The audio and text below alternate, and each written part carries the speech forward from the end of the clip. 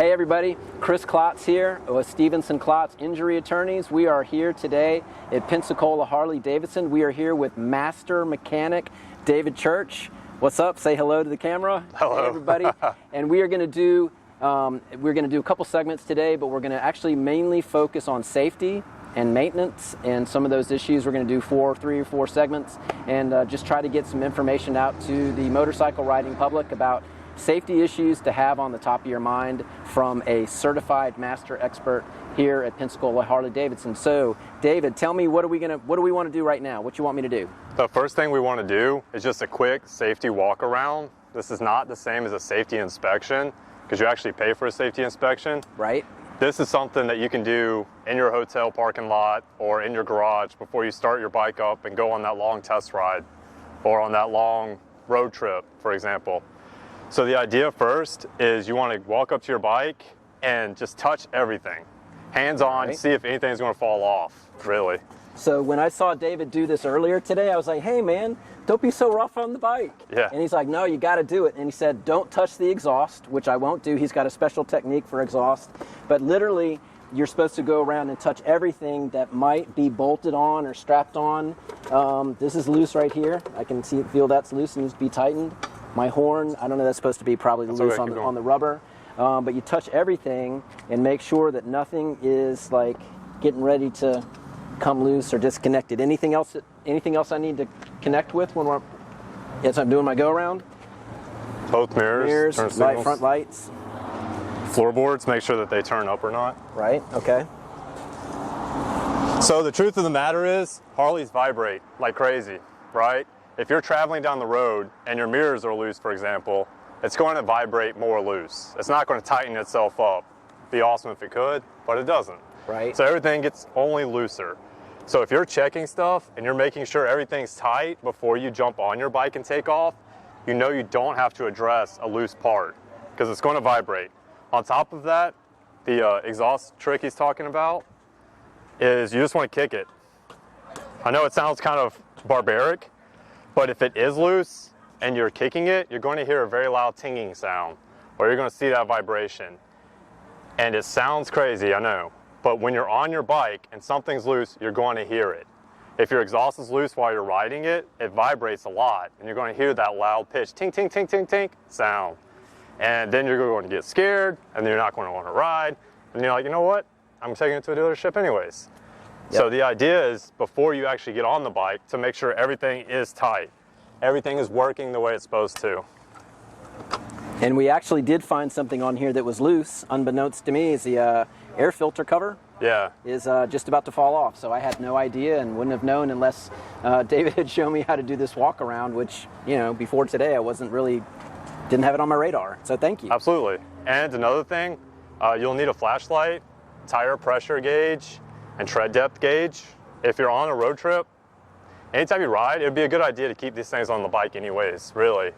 But use a flashlight, and you want to look up here for corrosion. Amy, can you come in and look at, I mean, probably people have seen this before, but you can see the corrosion. I've got actually corrosion on my, is that the brake cylinder? Example. Yeah. Yeah, front brake master cylinder is what it's called. This is a perfect example of a terrible situation. But you want to check that. Use a flashlight to look at anything. We're in the sunshine state, so we don't really need it right now, but it's still hard to see brakes, brake pads, making sure there's no liquid or any fluid around your forks, because if those start leaking, fluid's going to start coming out. And eventually it'll stop coming out and you'll have a problem. You make sure you don't have any oil buildup here, there. Look underneath the bike. If it's really bad, it'll drip. Look at your brakes here. Make sure those are good. Anything that has a liquid traveling through it, make sure it's not leaking.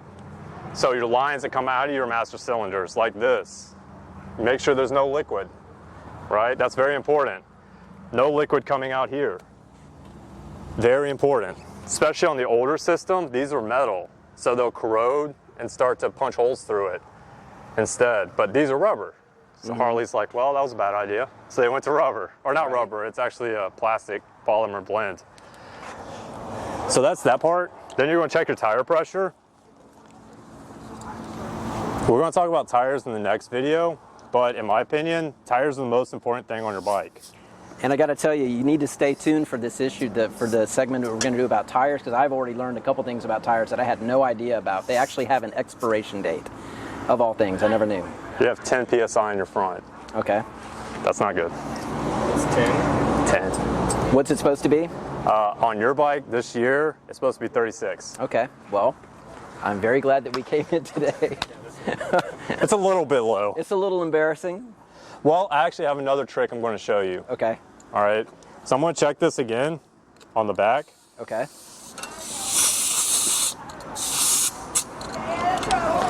Another thing, so you're at 16 on the back, right? Okay. That's supposed to be in the 40s. Okay. 40. Another thing, I've seen it a lot. I'm not calling anyone out, You can call me but out. people check their tire pressure and you hear that hissing. That's Right. air getting out. Right? I see people all the time that say, every time I check my tire pressure, it's lower. I'm like, you're right. Gravity works today too. Like that's 100% the way it is. Okay, so we know that you have low tire pressure, which is going to skew our results, Right? but sit on your bike real quick. Okay. Just stand it upright and walk backwards a little bit.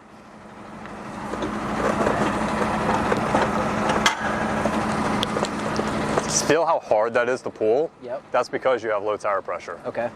If you have good tire pressure, it's really easy to move back and forth. Well, I say easy. As easy as a 600-pound machine can possibly be. Right. But if you have good tire pressure, it will be a lot easier to move. Okay. If you don't have your tire pressure gauge on you, it's easy to just sit on it. I know this guy, don't worry about it. But it's really easy to sit on it and pull it. Oh man, yeah, his tires are really flat too. He's got flat tires too? Yeah, definitely. Yeah, I'm not the only I one. was hoping to show you a good example, but this time was not the case. Well, All right. me one time, and people talk about, Now come get in here for 1 second. We've got a special guest today. Chris Best, Biker Dad, has happened to be here. And thank you for coming out. And tell us real quick who you are and what you got going on. I'm Biker Dad, as Chris said. I do a blog on Facebook, Instagram, Twitter, wherever, biker-dad.com. And we're branching out to do this full time, so I'm talking to Chris about that too. Right on. But what were you saying about your bike? Something saved you. Well, people talk about, backing your bike in, parking all the time. Right. And I don't really like to do that unless there's an incline. And actually, one time when my tire went flat when I was on the road, that actually saved me about just what you're talking about. I was trying to back my bike up, and I was struggling to get it back up, and I realized that my tire was flat. Now, I don't always check my tire pressure, but I did that day. I ran over a nail or something, and it went flat in the parking lot or wherever Absolutely. I was. I didn't look at it, and I couldn't move it, and I had a flat tire. I would have taken off with a flat tire. You never know, because as you accelerate, you're moving forward. It's what it's supposed to do. You're not thinking, well, I'm giving it 5% more throttle than I normally do at this speed. You'll never know. And then the tire shreds in your Absolutely. and you go down. It does make a huge difference. Yep. I like what you're saying about the horn cover too. I was telling Chris the story that this is why I don't work on my own bikes, but this would have saved me too if I did it. Is I changed my own horn cover, which is not one bolt, it's a bolt. You're not mic'd up, dude. Here. Oh, sorry. Come on in. This is informal. This is Horn okay. cover. Horn cover is one bolt, right? And I knew I lost a bolt on it, but I just thought it fell off down the road. So I put another one on there, and then I was going down the interstate 70 miles an hour, and at 60, You hear it. tried to go down to 5th, and it wouldn't go. And I thought my transmission went out, Yeah. and I took it to the dealer, and they started working on it, and the bolt from the horn cover was down in the linkage, and if I had checked and wiggled the horn cover, I probably wouldn't have happened to me. The bolt would have fallen off while I was looking at it. I'm actually glad you brought that up. I almost missed your horn cover earlier. So this is rubber mounted. It's attached by a piece of rubber. Right. So you do want it to move. Okay. You definitely want it to spin a little bit. In that case, in that case, can you see where I'm at? You see this washer right here? Anytime that you have a washer behind something, if you want to make sure it's tight, try to move that washer. Okay. Like you move this whole thing moves to make sure it's still tight. And it's not 100%. It's not the torque spec. It's not what you're supposed to do. But if you're out in Michigan or something, and you're like, oh, I got to find an auto zone so I can tighten that because I saw it's wiggly, this would be a good time to just check and make sure. Okay. Right? On top of that, we've already discussed this with being loose. You want to make sure that nothing comes out on the wires. Nothing's supposed to be unplugged, right? Yep. So with that, the way we would actually know, you turn the ignition on, check all your lights before you leave. That's easy, right? Lights work, high beams. Turn signal, I always hit it, walk around the back so I can see that the backs are still moving. Front, back, and then check the lights themselves. Oh man. We'll talk about that too. Okay. Then we have all kinds of issues. We have all types of issues to address. So I had my master cylinder go out and it melted the back brake. it does. So this is corrosion. We're going to talk about brakes in a little bit, and this corrosion that's here is inside the master cylinder to the point where this isn't fully returning. So your brakes on the rear will start to stay on permanently. Okay. Because that doesn't fully return. Other than that, that's a basic walk around. We didn't hit the horn because the horn didn't work. I hit the button, but we know it doesn't work. We know it doesn't work because the wire is disconnected again. Correct. We've addressed that already. Yep. All right. So that's our initial safety walk around that you would want to do before you get going. That's the safety walk around anyone can do anywhere as long as you have a motorcycle. We're not taking anything apart. We're not kicking the crap out of our bikes. Right. We're making sure nothing's loose. Because if it is loose, it will fall off. Yeah. These things vibrate too much not to fall off. And you know? literally, I like to think I try to take good care of my stuff, but literally I've walked around, I've seen the horn, the air filter cover, this, I already knew this was, I suspected something was going on here, but I mean, just doing this simple exercise that I don't usually do as a habit, which I'll do now, we picked up on three or four different things that really need attention that are important. So thanks for teaching. And it's not something, I'm not going to lie to you and say it's something you have to do every time you jump on your bike. Right. But at least 1 in 10, at least. Okay. Like I would do it more frequently, but the average person isn't going to think about this every time they walk up to their motorcycle. But it's really good, especially before you go on a long trip or anything like that. You definitely want to check your tire pressure every time. Barometric pressure is going to make your tires flat. Gotcha. Always. All right. But if you can think about it every now and then, it literally could save your life.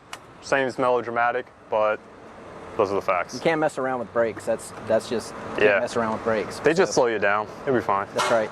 So we're going to wrap this particular segment. This is one of 3 or 4 that we're going to do today. I want to give a shout out again to our special guest star, Biker Dad Chris Best. Check out his blog, bikerdad.com, and also on Facebook. Check him out.